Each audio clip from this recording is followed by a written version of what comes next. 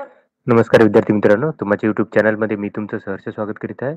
तर तुमच्यासाठी महत्त्वपूर्ण बातमीवरती व्हिडिओ घेऊन आलो आहे, तो म्हणजे महाराष्ट्र शासनाच्या सहकार विभागामध्ये जी भरती प्रक्रिया सुरू आहे, त्याचं डॉक्युमेंट व्हेरिफिकेशन झालेलं आहे. काही विद्यार्थ्यांचं डॉक्युमेंट व्हेरिफिकेशन झालं आहे, तर त्याच्या संदर्भात तुम्हाला मी ती माहिती देणार आहे, की याच्या पुढची प्रोसेस काय असणार आहे. तर सगळ्यात पहिले जर बघितलं, तर हे डॉक्युमेंट व्हेरिफिकेशन जर बघितलं, तर 29 तारखेपर्यंत काय केलं, की यांनी डॉक्युमेंट व्हेरिफिकेशन केलेलं आहे. तर कोणत्या-कोणत्या पदाचं, तर याच्यामध्ये जर पाहिलं तुम्ही, तर सहकारी अधिकारी ग्रेड 1, त्याच्यानंतर सहकारी अधिकारी ग्रेड 2, त्याच्यानंतर सहाय्यक सहकारी अधिकारी किंवा वरिष्ठ लिपिक आणि लेखापरीक्षक ऑडिटर ग्रेड 2. तर याची काय केलं, की यांनी डॉक्युमेंट व्हेरिफिकेशन केलेलं आहे. तर याच्यानुसार जर पाहिलं तुम्ही, तर 29 तारखेपर्यंत जर पाहिलं तुम्ही, तर 26, 27, 28 आणि 29 या तारखेला काय केलं होतं, की त्यांनी डॉक्युमेंट व्हेरिफिकेशन कंप्लीट केलं. म्हणजे 29 तारखेला कंप्लीट झालेलं आहे. 30 30/1/2 म्हणजे आजची तारीख बघितली सॉरी.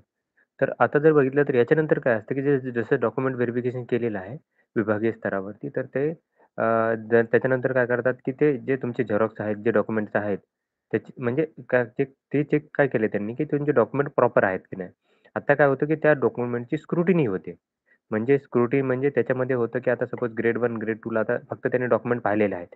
पण कोण इलिजिबल आहे, कोण नॉन इलिजिबल आहे, पदासाठी म्हणजे शैक्षणिक अर्हतेनुसार, त्याच्यानंतर कोणाचे डॉक्युमेंट प्रॉपर आहेत की नाही, म्हणजे एखाद्याचं ई-डब्ल्यू-एस सर्टिफिकेट प्रॉपर नसेल, त्याचं जर म्हणजे प्रॉपर इन द सेन्स की डेट नसतील प्रॉपर त्याच्यावर म्हणजे तारखेनुसार नसेल, व्हॅलिड नसणार आहे, एन-सी-एल व्हॅलिड नसेल, त्याच्यानंतर एखाद्याचं कास्ट सर्टिफिकेट नसणार आहे आणि त्याला जर त्यांनी कास्टसाठी क्लेम केले असतील, तर या सगळ्या डॉक्युमेंटची स्क्रुटिनी होते.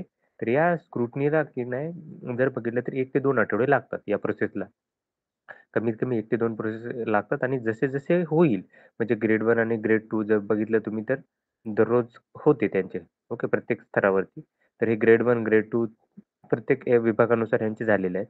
तर काय करतील, की हे प्रत्येकाचे करतील स्क्रुटिनी आणि त्याच्यानंतर 2 आठवड्याचा वेळ घेऊन म्हणजे आज जर बघितलं तर 1 तारीख आहे. हा वीक वर्किंग आहे. तर हा वीक आणि पुढचा वीक. तर बघाल, की पुढच्या या वीक किंवा पुढच्या वीकच्या एंडपर्यंत अपेक्षित आहे, की ते काय करतील, की याच्यातून जे विद्यार्थी एलिजिबल आहेत आणि नॉट एलिजिबल आहेत.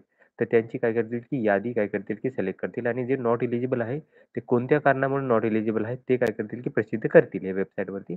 तर अपेक्षित आहे, की हे पुढच्या म्हणजे आज हा वीक आणि पुढचा वीक या वीकमध्ये स्क्रुटनी करून ते काय करतील, की वीक एंडला किंवा या वीक जो आहे 15चा वीक त्या वीकमध्ये ते कन्फर्मच लावतील.